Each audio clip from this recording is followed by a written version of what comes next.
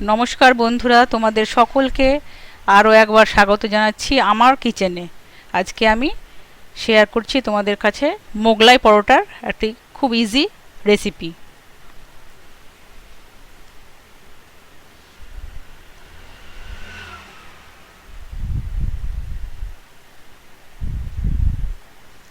ময়দা নিয়েছি 200 গ্রাম, হাফ চামচ লবণ, 2 চামচ সাদা তেল আর হাফ চামচ বেকিং পাউডার,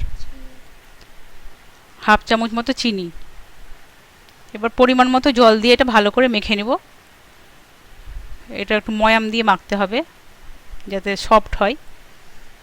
এই দেখেন আমার ময়ামটা বোঝা যাচ্ছে। এবার পরিমাণ মতো জল দিয়ে আমরা ভালো করে মেখে নিব।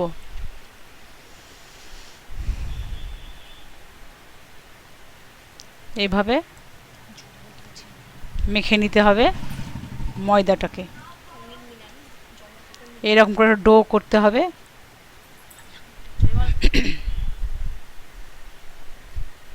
এবার একটু সামান্য সাদা তেল দিয়ে 15 মিনিটের জন্য রেস্টে রাখতে হবে। তাহলে দুটো বড় সাইজের আলু 80% সেদ্ধ করে নিয়েছি। এবার কড়াইতে তেলে একটু জিরে, গোটা জিরে, পেঁয়াজ কুচি,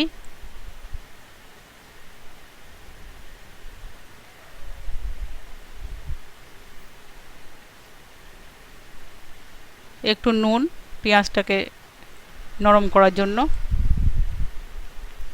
টমেটো কুচি ভালো করে নেড়ে নিব।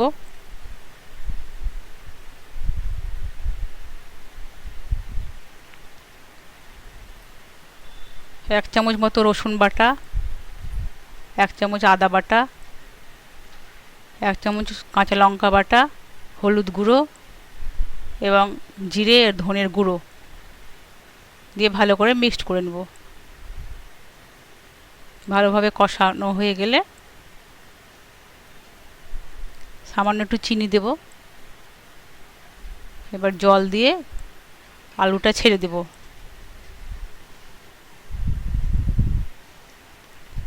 আলুটা ছেড়ে দেওয়ার পর 5 মিনিট মতো ঢাকা দিব। তরকারিটা কিন্তু শুকনো হবে। এই দেখুন 5 মিনিট পর আমাদের তরকারিটা প্রায় শুকনো হয়ে এসেছে।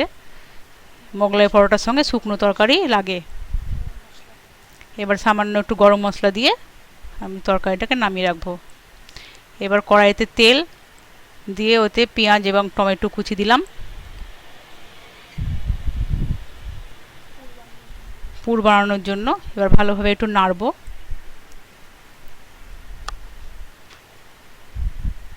লবণ 1 চামচ লবণ দিলাম, একটু রসুন বাটা, একটু আদা বাটা দিয়ে একটু নাড়া দেবো।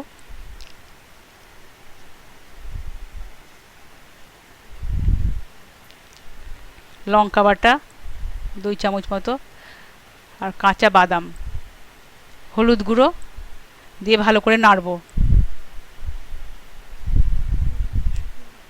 শুকনো লঙ্কা গুঁড়ো সামান্য একটু, জিরে আর ধনে গুঁড়ো 1 চামচ মতো,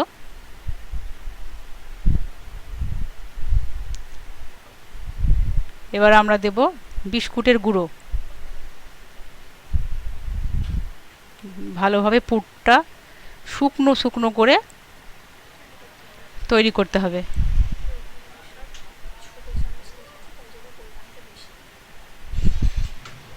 দুটো ডিম একটা পাত্রের মধ্যে ফাটিয়ে নিব।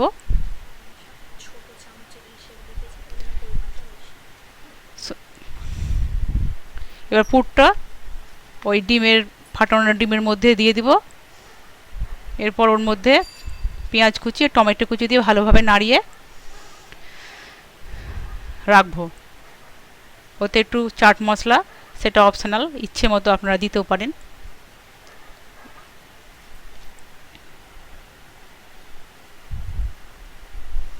আমি সব ছোট চামচের পরিমাণ লিখেছি ভিডিওতে। এবার দেখুন ময়দাটা আমাদের খুব সফট হয়ে গেছে। এবার আমি লেচি কেটে নিব। লেচিগুলো একটু বড় বড় করে করব। এবার বেলে নেব রুটির আকারে। খুব পাতলাও হবে না আবার খুব মোটাও হবে না, এরকমভাবে বেলে নিতে হবে, একটু বড় করে বেলতে হবে।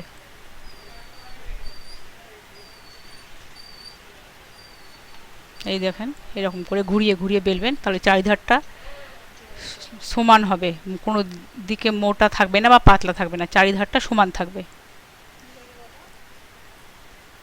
এবার আমরা দুই দিকটা একটু মুড়ে নিব।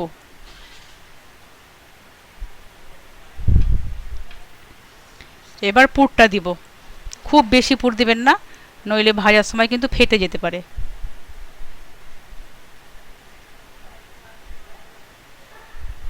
এবার ভালো করে এটা কিন্তু খুব ভালো করে এবার মুড়ে নিতে হবে, ভালো করে মুড়ে নিতে হবে, কারণ তেলে দিলে ফেটে না যায়। দেখুন আমি সুন্দর করে মুড়ে নিয়েছি, আশা করি ফাটবে না। এবার কড়াইতে তেল দিয়ে, সাদা তেল দিয়ে এবার লো ফ্লেমে ভাজতে হবে, পুড়ে না যায় এবং ভেতরটা কাঁচাও না থাকে। এই দেখুন দেখুন ঠিক এইরকম কালার। আমি আরেকটি দিয়েছি, এরকম করে সবগুলো ভেজে নিব।